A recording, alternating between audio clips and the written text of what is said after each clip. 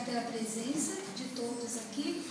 E eu gostaria de esclarecer que essa introdução, nós vamos procurar informar a vocês as aplicações da tecnologia nuclear. Não vai ser especificamente na área de preservação de papéis e obras de arte, mas a ideia, para isso nós temos os especialistas que vieram da França e da Holanda, e também temos os especialistas brasileiros que vão relatar casos nas mesas redondas, especificamente nessa área. Nós queremos mostrar a vocês que a radiação, a aplicação da radiação está no nosso cotidiano. Talvez muitos não saibam que nós estamos utilizando produtos irradiados com segurança e procurar desmistificar um pouquinho esse assunto. Então, essa é uma apresentação geral para situar a tecnologia nuclear na nossa vida hoje em dia e depois especificamente cada especialista nas mesas redondas vão discutir para esse assunto. Começando, um preconceito que normalmente aparece não só no Brasil, mas em todos os lugares do mundo. Quando a gente utiliza a radiação, quando se fala em radiação, nós não vamos ficar verdes. Quem entrar no IPEM, quem entrar no reator nuclear, quem entrar no irradiador não vai ficar verde, não vai virar tartaruga ninja. Então, esse preconceito sempre existiu. Por quê? A radiação, na realidade, é uma palavra, essa palavra radiação, para a maioria das pessoas, evoca a imagem de destruição.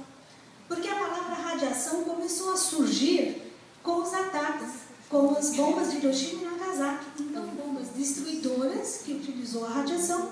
Então, a primeira imagem que vem na mente das pessoas é a destruição. Mas, na ciência, essa palavra radiação descreve a emissão, a transmissão e a absorção de energia. Os cientistas utilizam essa radiação para vários benefícios. Entre eles, a identificação de elementos químicos em vários materiais no meio ambiente, obras de arte, certo? Vários elementos químicos em várias matrizes, para tratar o câncer, para conservar o meio ambiente, preservar alimentos, para os acervos culturais, que é o objetivo desse workshop, mostrar a vocês as aplicações da radiação. Então, eu vou falar brevemente alguns conceitos para, num nível assim que possa ser entendido pelas pessoas, não vou dar muitos detalhes técnicos e mostrar as aplicações que existem no Brasil e no mundo da área da radiação. Então, as aplicações pacíficas da energia nuclear começam desde a geração de energia elétrica, na área de medicina, indústria, agricultura, para preservar alimentos, papéis, obras de arte, objetos de madeira, a aplicação da radiação ionizante no meio ambiente e projetos que estão começando agora a ser aplicados no Brasil, a dessalinização da água do mar, a escassez de água potável que nós temos no mundo e para a produção de hidrogênio. Falar da radiação. O que é a radiação? Nós temos o espectro eletromagnético, são ondas que têm uma frequência. Aqui vocês podem ver a transmissão, ondas de rádio utilizando por celulares, a luz visível, o sol, a radiação ultravioleta, os raios X estão nessa frequência e a radiação gama, que é principalmente que nós utilizamos nas aplicações, estão aqui. Então, a penetração dessa radiação ela é inversamente proporcional à densidade dos materiais. Aqui um exemplo, uma fonte de cobalto 60 que emite raios gama, ela pode penetrar no material até 50 centímetros. Os elétrons, que também é uma radiação, eles podem penetrar menos. E aqui nós temos um outro tipo de máquina, feixe de elétrons, que produzem raio-x, também tem um poder de penetração grande. Mas nós vamos nos concentrar mais na radiação proveniente do cobalto 60, que é aplicada nessa área. Também é aplicada nessa área. Um pouquinho da história. Começou a surgir, em 1895, a descoberta dos raios-x por Röntgen, que estudou os efeitos do raio-x em micro-organismos. Aqui um exemplo, né? Hoje todo mundo, nós já tiramos vários raio-x de dentes, de mão, de pé, etc. Então é uma radiação que penetra no corpo humano e ao se colocar um filme, é revelado e nós podemos ver os ossos, tecidos, etc. Em 1898, Pierre e Marie Curie descobriram o rádio, as emissões do radioisótopo rádio. Em 1900, Paulo Villard descobriu as características e as aplicações do raio gama. Mas, em 1948, 49, começou-se a utilização de cobalto-60 e césio para radioterapia, aplicações nos corpos humanos. Em 1960, Johnson & Johnson começa a utilizar as fontes de cobalto-60 em escala industrial. Aqui um exemplo de um irradiador industrial que vocês vão ver com detalhes na palestra do Dr. Paulo Rella amanhã.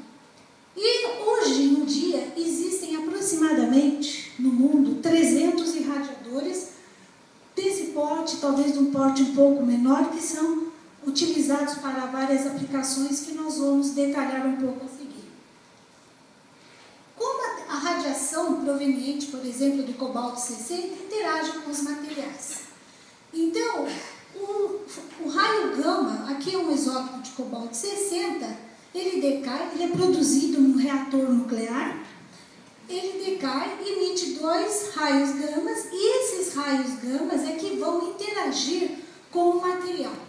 Então, esse raio gama aqui interage com o núcleo de um átomo dos materiais. Quando ele interage, ele produz íons, ele entra só em contato com os elétrons orbitais, ele retira esse elétron e produz um átomo ionizado ou íon. Então, para cada átomo de um determinado material, a radiação interage dessa maneira e produz os íons, por isso que se chama radiação ionizante. É importante considerar aqui que nessa interação aqui dos raios gamas do cobalto-60 com qualquer material, ele não gera radioatividade. O material não fica radioativo. Por quê? Porque a radiação, a energia do raio gama do cobalto-60, ele interage com os elétrons orbitais e não interage com o núcleo do átomo, que daí sim, se fosse uma energia suficiente para interagir com o núcleo, ele poderia produzir um material radioativo. Por isso que quando nós temos objetos irradiados nos irradiadores, imediatamente quando termina a irradiação, nós podemos manusear os objetos. Eles não são radioativos. Quais os efeitos dessa radiação nos materiais? Então, nós vamos falar dos 2 principais efeitos, que seria o efeito nos materiais biológicos e em materiais poliméricos.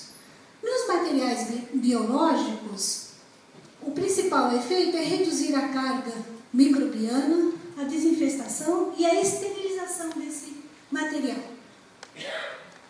Aonde é utilizado esse efeito? Em produtos médicos, farmacêuticos, alimentos, ervas medicinais, cosméticos, papéis, obras de arte. Então, aqui só um exemplo que eu vou explicar em seguida. E também a radiação, ela, ao interagir com um material polimérico, um polímero, ela pode provocar a degradação e a reticulação, que ao interagir com uma cadeia polimérica, ela forma o que nós chamamos de crosslink ou uma reticulação. E com o objetivo de melhorar as propriedades, de modificar e melhorar as propriedades desses materiais. O que acontece? Quando um micro-organismo que está contaminando um produto, ele vai receber a energia, a radiação vai depositar uma energia no micro-organismo que vai provocar um dano na sua estrutura celular ou no seu DNA, provocando a sua morte. De duas diferentes maneiras. Aqui a radiação interage, existe esse efeito direto que chamamos, né? A radiação interage diretamente com o DNA do micro-organismo ou do inseto, que seja, ou qualquer elemento vital de sua célula, provocando quebras, rupturas na cadeia do DNA, levando à falência e à morte desse micro-organismo. Esse é o efeito direto que ocorre aproximadamente em 20% dos casos. Mas o efeito indireto, que é a maioria, 80% dos efeitos que ocorrem é o efeito indireto, o que acontece? A radiação gama vai interagir com a molécula de água. Todo ser vivo tem molécula de água presente no seu organismo e, ao interagir com a molécula de água, a radiação gama vai quebrar essa molécula de água e vai produzir esses chamados radicais reativos. E esses radicais é que vão interagir com o DNA do micro-organismo, ou em parte de suas células, e vai provocar a morte. Aqui é bom enfatizar que, quando nós paramos a irradiação, esses radicais se recombinam, quer dizer, não tem mais a energia transmitida para as moléculas de água, eles se recombinam e se tornam inertes. Quer dizer, quando nós paramos a radiação, para esse processo. E os micro-organismos são mortos. Lógico, falar um pouquinho da sensibilidade dos micro-organismos às radiações. Existem os sensíveis, os resistentes, moderadamente resistentes, os resistentes e os que são altamente resistentes à radiação. Então, aqui alguns exemplos de organismo, por exemplo, aqui é uma dose de radiação pequena, D10 é a dose necessária para eliminar 90% dos micro-organismos presentes no material. Então, aqui vocês vão ver logo o que é dose. A dose é relativamente baixa e tem aqueles mofos, leveduras que têm uma sensibilidade um pouquinho mais resistente. Existem os resistentes, alguns vírus inclusive, e altamente resistente. Esses cepas, etc. E aqui nós vamos falar um pouquinho dos insetos, que no caso dos insetos, esse é o... esqueci o nome. Broca. A broca que dá muito em papel, ele tem vários estágios, não? Ele está em ovo, lagartas, pupa e o inseto em si. A radiação interage com qualquer uma dessas fases e elimina qualquer uma dessas fases dos insetos. Quer dizer, então, em todas as fases, a sensibilidade é a mesma. Então, a radiação penetra no material que tem esse inseto e provoca a sua morte. Essas tabelas desses organismos que já foram estudadas, existem tabelas e tabelas que mostram a sensibilidade desses micro-organismos à radiação. Certo? Então, quando a gente pega o material, a gente vai procurar analisar que tipo de micro-organismo que tem lá de organismo e vamos ver a tabela, ou se não, fazer testes em laboratório mesmo.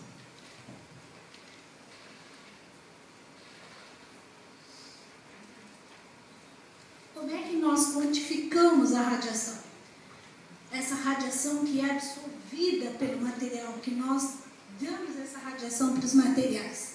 Nós utilizamos a unidade Gray. Gray é equivalente à absorção de 1 joule de energia de radiação por quilograma de material irradiado. Aqui está confuso. Então, quando um material que pesa 1 kg, ele absorve 1000 grays, nós chamamos de 1 kg. Então, quando nós falamos, vamos dar meio quilogray, 1 quilogray, é essa absorção de energia por quilo de material. A energia proveniente da radiação. O que é importante notar aqui, que quando nós damos 1 quilogray, que é uma dose um pouco alta, nós elevamos a temperatura do material em apenas 0,2 graus Celsius. Se nós dermos uma dose de esterilização, que é uma dose que se utiliza para esterilização de produtos médicos cirúrgicos, 25 kg, há uma elevação de temperatura na câmara de radiação e nos materiais de 6 graus Celsius. Então, a irradiação, é considerada um processo a frio. Quer dizer, praticamente não há aumento de temperatura que possa danificar alguns materiais. Como é que nós verificamos durante a irradiação se nós estamos dando meio quilograde, 1 quilograde, 10, 15, 20?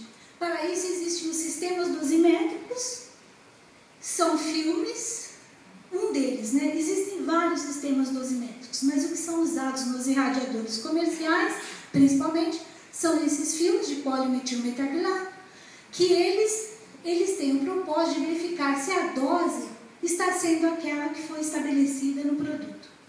Então, esse aqui são dosímetros, dá para perceber que, não sei se é a parte de cor, com 0 kg não irradiado, com 10 kg ele começa a escurecer, com 30 kg também.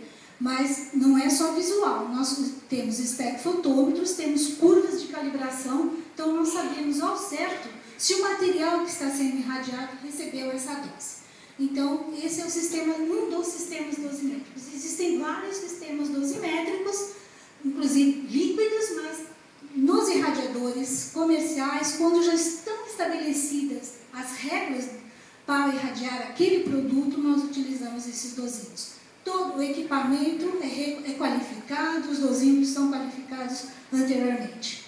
Vou dizer para vocês quais os tipos de irradiadores, só mostrando alguns slides, porque os detalhes desses irradiadores vocês vão ver na palestra do Paulo. Então, hoje em dia nós temos uma fonte chamada Gama-Cel, ela é pequena, os lápis de cobalto estão aqui dentro, o material radioativo está aqui dentro, nós colocamos o material aqui dentro, ela é muito utilizada para pesquisa, para desenvolver os processos. E os irradiadores grandes, os irradiadores comerciais, que são plantas, onde o cobalto está aqui, o material entra na câmara e sai. Os lápis de cobalto 60, que são radioativos, são colocados as fontes de cobalto são colocadas nesses lápis, que são colocados dentro do irradiador. Aqui também esses lápis são colocados aqui. Existem outros tipos de irradiadores que nós não utilizamos. Existem várias aplicações para os aceleradores de elétrons que são semelhantes a um tubo de TV. Eles emitem radiação também, elétrons, mas nós não só para mostrar para vocês que existem outros tipos de máquinas, mas que não são muito utilizadas, né, por enquanto no Brasil e em alguns países, essas máquinas de aceleradores de elétrons para esse campo. E o irradiador? Ele é seguro? Né? Um irradiador, ele é seguro? No Brasil e no mundo, existem leis e regulamentos que regem as operações dos irradiadores, não só esses grandes, como aqueles pequenos também, aqueles de pesquisa que o IPEM tem, vocês podem verificar. Toda a autoridade governamental ela tem que autorizar a construção de um irradiador. Existem leis, tanto de proteção radiológica, ele está sujeito à inspeção periódica da Comissão Nacional de Energia Nuclear, auditorias para controles de qualidades do material e do processo. E o importante é que o público sempre se preocupa se o material que é colocado dentro do irradiador vai ficar radioativo. Não é. Nós colocamos, vocês viram mais ou menos o princípio, os raios gama atingem o material, provocam o efeito desejado, mas não atingem o núcleo dos átomos desse material. Quer dizer, o material não fica radioativo. E também mais, o produto nunca entra em contato direto com a fonte de radiação. As fontes de radiação estão aqui e o produto passa a uma certa distância e recebe os raios gamas para o efeito desejado. Todo o processo segue normas. Aqui seria mais ou menos as etapas, mais ou menos não, são as etapas de um processo baseado em normas ISO para esterilização de produtos médicos, mas que para todos os produtos são seguidos isso.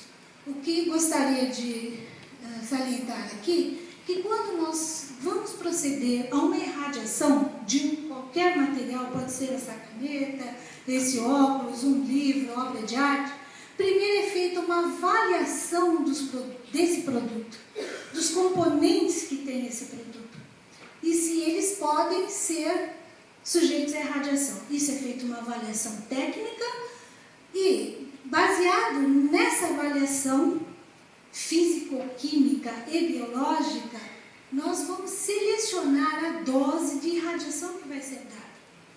Inclusive, aqui podemos, nessa avaliação, realizar testes prévios com amostras menores. Após a seleção da dose, nós vamos, tem a qualificação e instalação. A instalação, o irradiador, ele calibra os seus equipamentos, tem os testes dos equipamentos, existe a dose que vai ser dada no produto e, baseado nisso, depois tem nós determinamos o processo em si, quer dizer, baseado na dose selecionada, a configuração do material dentro do irradiador para depois efetuar a irradiação. Então, nós fazemos o mapeamento da dose do produto. Se for um produto com uma certa dimensão, são colocados vários dosímetros em várias posições. Quer dizer, nós temos a dose para saber se o material vai receber a dose uniforme em toda a área. E daí, nós determinamos que aquele material vai ser irradiado com aquela dose em certas condições. É lógico que depois existe a certificação que o irradiador dá para os clientes. Quais os parâmetros que nós controlamos no processo de irradiação? Aqui uma comparação. Por exemplo, para esterilização ou redução da carga microbiana, como eu disse, essa dose é baseada nas propriedades químicas e físicas do produto a ser tratado, na carga microbiana que ele tem, e também é importante que o número de variáveis que pode influenciar o processo. Então, aqui foram colocados alguns controles necessários quando nós vamos utilizar a esterilização ou redução de carga microbiana, como o tempo, temperatura, que embalagem que o produto está, a pressão, a umidade, a concentração e o pH. Para que processos? Para a utilização de gases, líquidos, vapor, filtração e radiação. O que nós podemos ver é que esses processos eles têm várias variáveis que precisam ser controladas durante o processo de redução da carga ou esterilização. Mas, para a radiação, nós controlamos o tempo, que é o tempo que o material vai ficar exposto em frente à fonte de radiação para atingir o efeito desejado. É o parâmetro que nós controlamos depois da qualificação do produto. Então, tratamento por radiação, o tempo de processamento é reduzido. Após a irradiação, não há necessidade de quarentena. A temperatura de processamento é ambiente, podemos considerar ambiente, porque a elevação de temperatura dentro da câmara de radiação é pequena.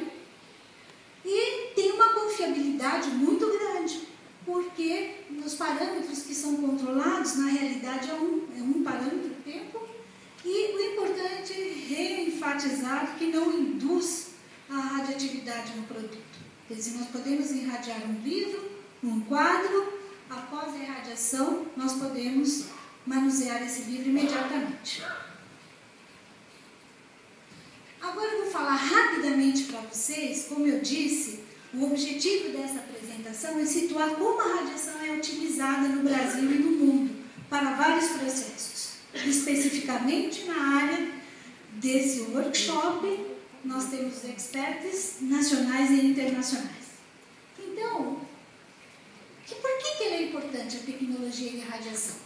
Para melhorar o padrão de vida, melhorar a higiene dos produtos médicos e farmacêuticos, tecidos biológicos, que eu vou falar, cosméticos que são irradiados, ou os ingredientes, dos cosméticos, para diminuir a carga microbiana, os alimentos, especiarias, vidrarias, sangue, a pasta de dente, os componentes da pasta de dente que nós utilizamos todos os dias, a maioria deles são irradiados. Eu acredito que quase todos em São Paulo, Então, para mostrar para vocês que esse processo está no nosso dia a dia.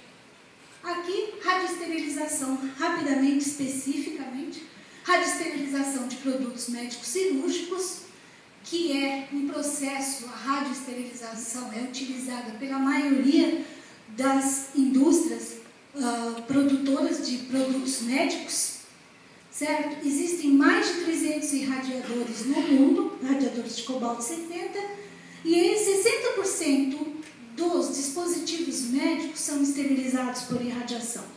No Brasil, esse número atinge 50% dos produtos médicos, vocês podem ver seringas, catéteres, bandagens, etc. E nós temos um aumento de utilização dessa tecnologia em torno de 10% ao ano.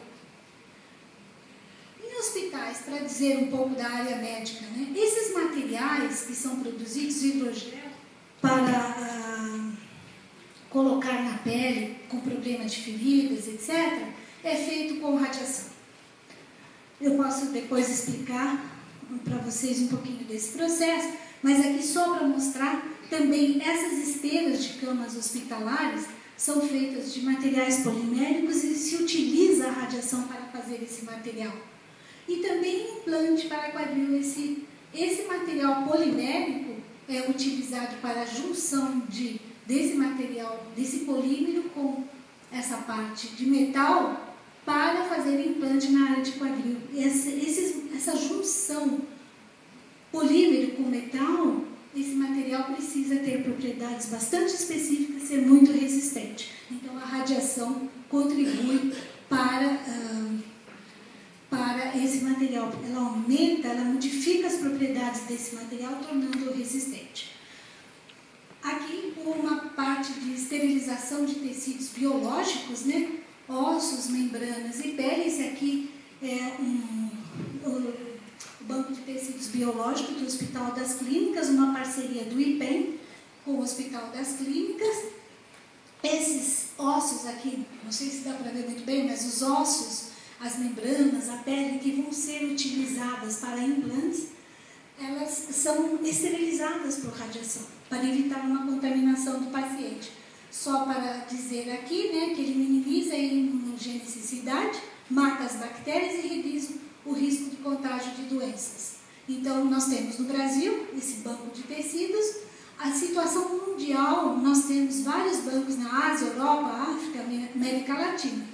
Então, no mundo, os Estados Unidos é que possui aproximadamente mais de 100 bancos. E isso já é uma tecnologia que é utilizada normalmente. Quem recebe o implante de uma pele, ossos, que é muito comum, ou membranas, sabe que, quer dizer, não sabe que o seu tecido que está recebendo foi esterilizado por radiação. Aqui o banco de sangue, também, esse aqui é um irradiador gama, dentro tem cobalto 60, essas bolsas de sangue são colocadas dentro do irradiador com uma taxa de dose pequena. O objetivo da radiação ao interagir com o sangue é prevenir uma reação quando há uma transfusão de sangue, diminuir como se diz? Esqueci. A transfusão de sangue provocar algum impacto no organismo da pessoa. Então, atenua os glóbulos brancos para que a pessoa receba o sangue com segurança. O Brasil só tem 12 unidades, certo? Existe um projeto do IPEM para construir mais esses bancos de sangue. É lógico que nós precisamos mais. Mas então a radiação gama, quem está recebendo uma transfusão de sangue, também está recebendo um sangue que passou pelo processo de irradiação para diminuir isso. A irradiação de alimentos, que muita gente fala, né? A irradiação de alimentos, vocês viram, vão ver no filme do IPEM, o próprio superintendente falou, por que nós irradiamos alimentos? Para reduzir o risco de doenças provocadas por micro-organismos. Aquele mesmo processo, os micro-organismos que estão contaminando o alimento são irradiados.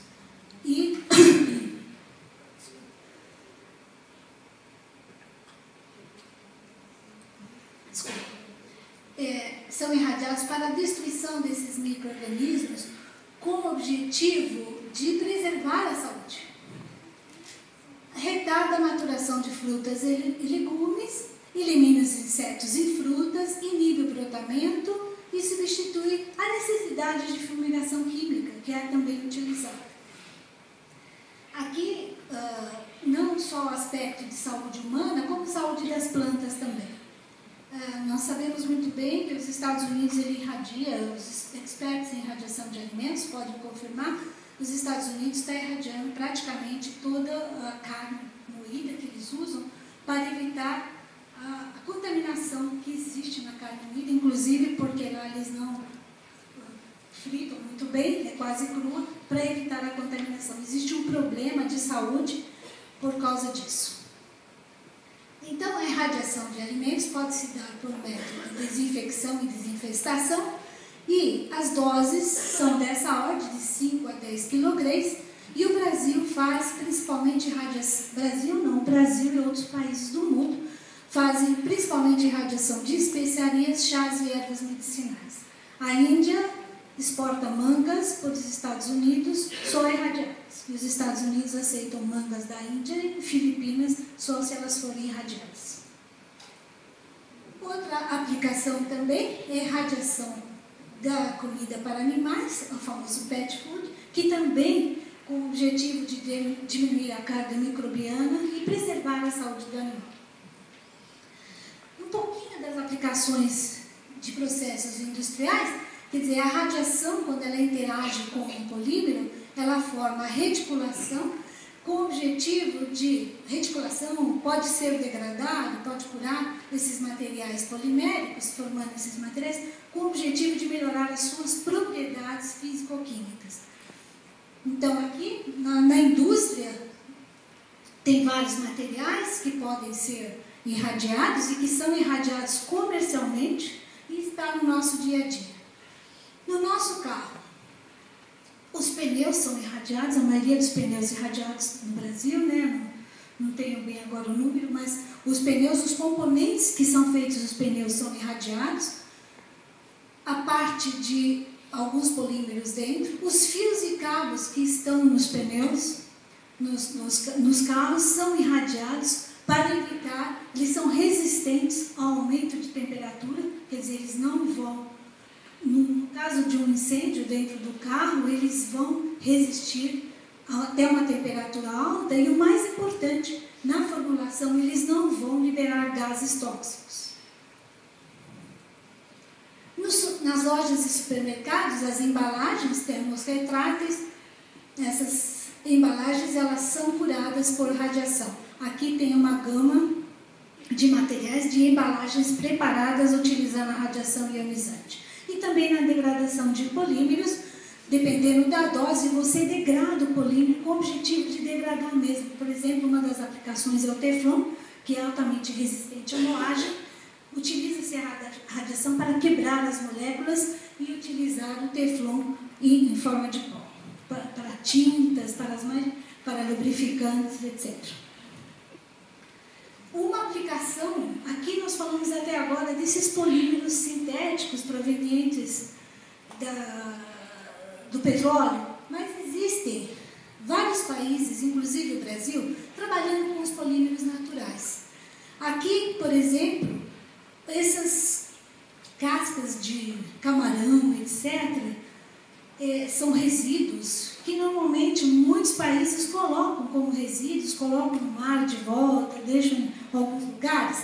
Eles são irradiados, são transformados nesse produto. É lógico que aqui tem irradiação e processos químicos juntos, mas a irradiação age como um catalisador para esses resíduos e nós temos produtos que têm seu valor agregado com o uso da radiação, por exemplo, como fertilizantes que utilizam esses resíduos para lavoura, preparação de hidrogéis, preparação de máscaras e a própria, para a saúde, né, também, a quitosan, com mais vitamina C, é proveniente desses resíduos aqui. E, no caso, aqui no Japão, para preparar membranas para recolher metais do meio ambiente. Então, Esse processo é utilizado principalmente na Malásia, Filipinas, Japão, Egito, alguns países da África e a Coreia do Sul.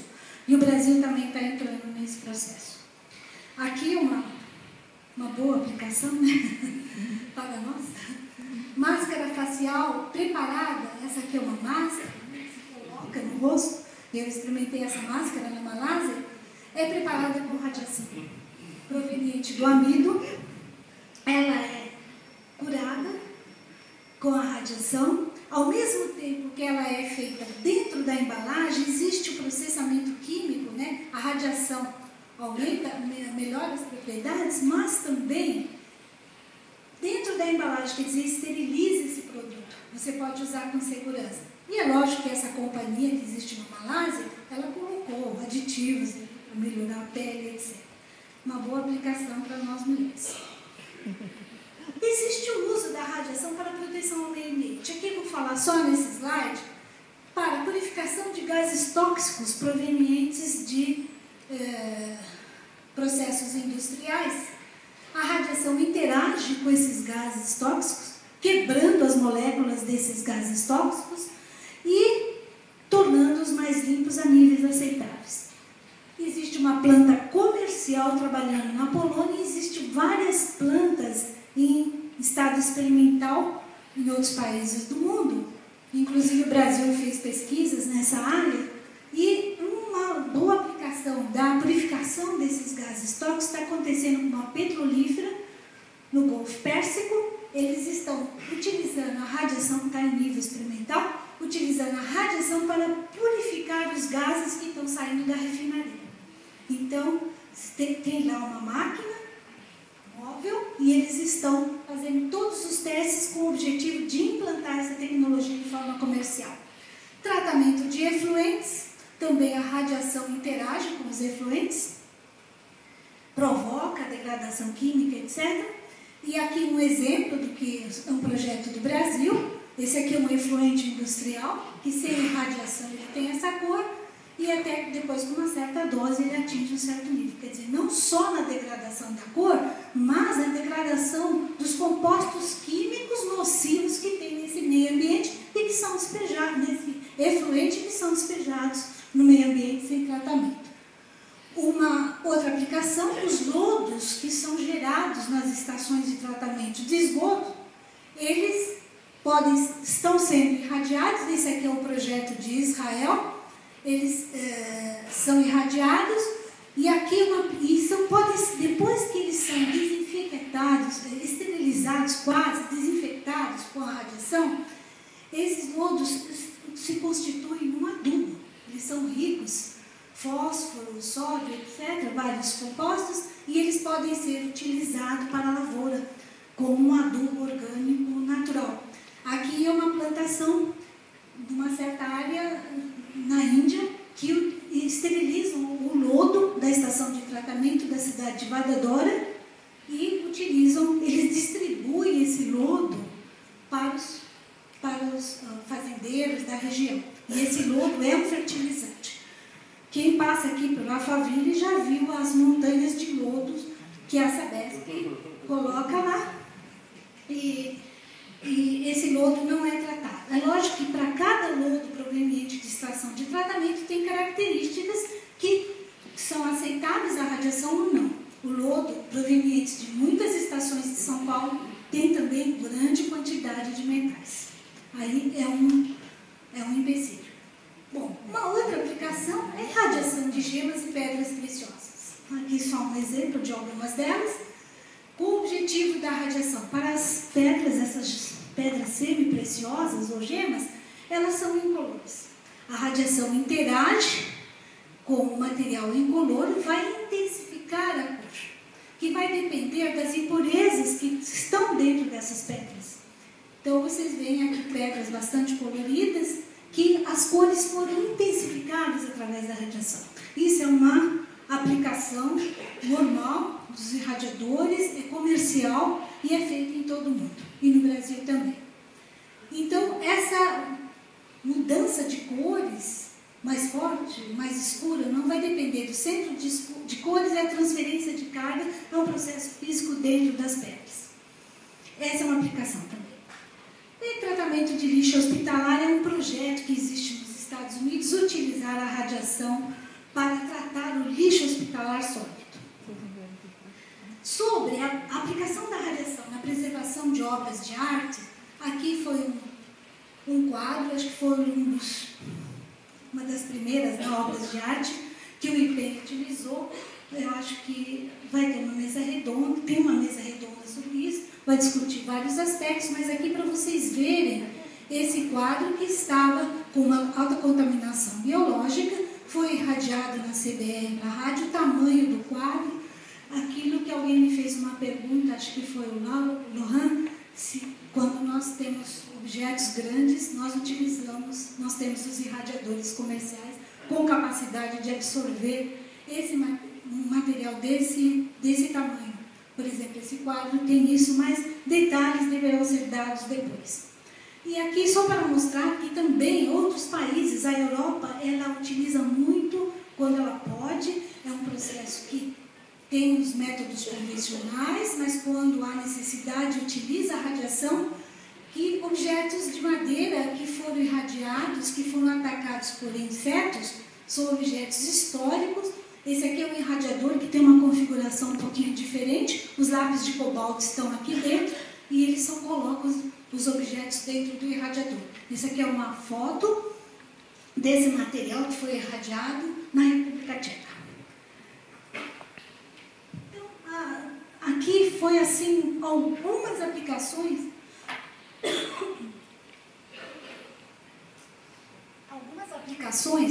da radiação ionizante em alguns processos. Existem vários outros, mas eu gostaria de esclarecer que todas as aplicações são bem estudadas antes. Temos técnicas convencionais, vamos ver quais as técnicas convencionais para aquele processo, se elas podem ser aplicadas, se elas não podem ser aplicadas e por que vamos aplicar a radiação ionizante. E como eu disse anteriormente, vamos estudar esse material para mostrar se há possibilidade de aplicar a radiação dentro de normas estabelecidas de segurança do material. É lógico que aqui está implícito a segurança dos trabalhadores do irradiador, que existem normas seguidas pela Comissão Nacional de Energia Nuclear. Um pouquinho, rapidamente, para terminar o tempo, mais importante aqui nessa história, um pouquinho de como a gente utiliza as aplicações pacíficas da tecnologia nuclear. Uma delas, que existe em vários países do mundo, o Brasil, inclusive a geração de energia elétrica. Aqui um reator nuclear, mais ou menos isso, aqui tem material de urânio, que após ser fissionado, ele aquece essa água, o vapor de água vai para uma turbina a vapor, para o gerador e gera eletricidade. Então, o Brasil tem 2 usinas de geração de energia elétrica localizadas em Angra dos Reis, no Rio de Janeiro, e está construindo uma terceira. Essa é uma parte de aplicação pacífica também. Outro tipo de reator nuclear é um reator chamado de piscina, um reator de pesquisa, com a finalidade de produção de radioisótopos, que vão ser utilizados na medicina, na agricultura, na indústria, no meio ambiente.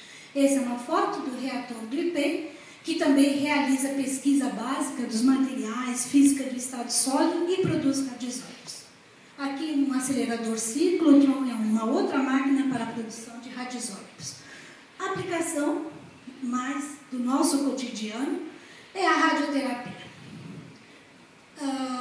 Então, a radiação, o material radioativo que está aqui, ele emite radiação, o paciente recebe essa radiação proveniente do cobalto-60, que está aqui dentro dessa máquina, desse aparelho de cobalto-60, vai interagir e vai controlar, matar as células malignas. Então, isso é, em poucas palavras, a radioterapia. Aqui um aparelho de cobalto-60, que existe em vários hospitais, e também um outro tipo de radiação, o acelerador linear para tratamento do câncer.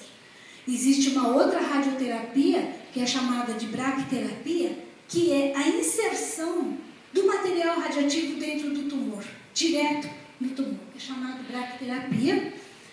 E aqui o IPEM também fabrica essas fontes de radioterapia, são feitas no reator do IPEM. As fontes radioativas são insertadas dentro do tumor, vão interagir diretamente com as células malignas. Aqui fotos, né, para ver um paciente, aqui no caso de câncer de próstata.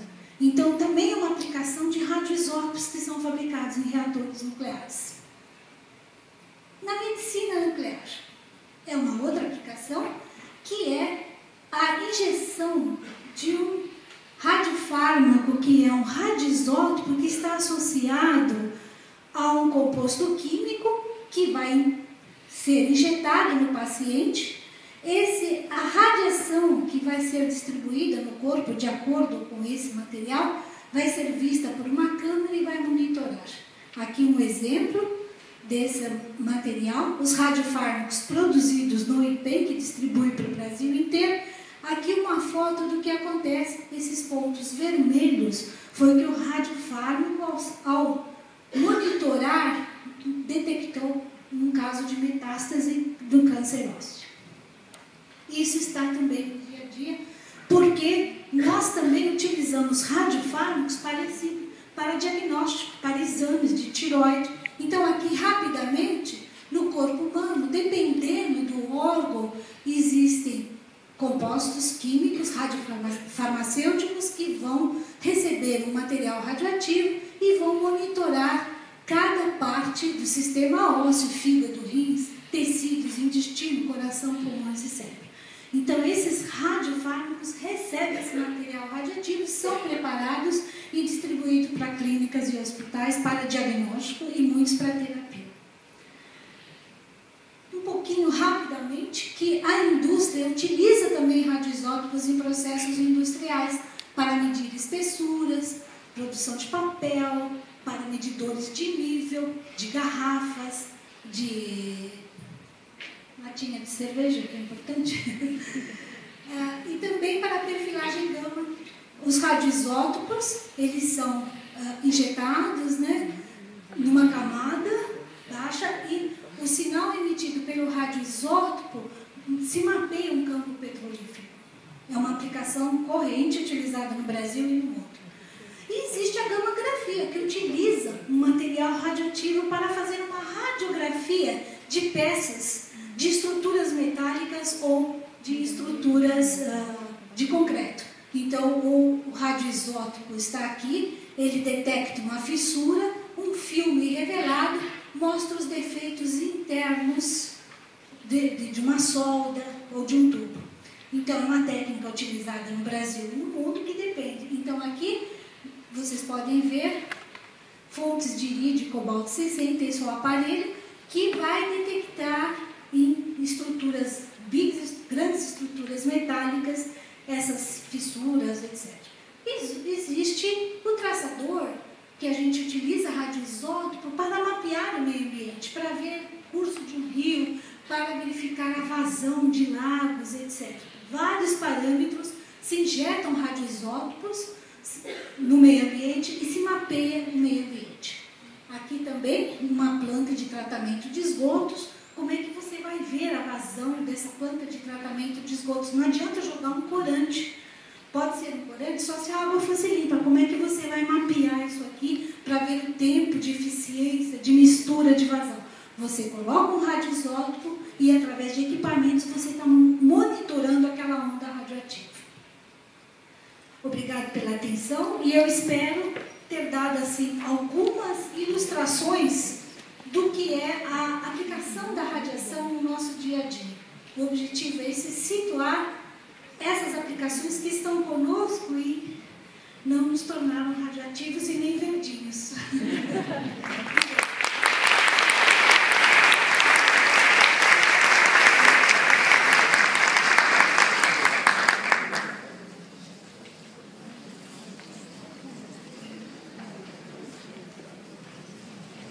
Olha, mas devido a ideia vai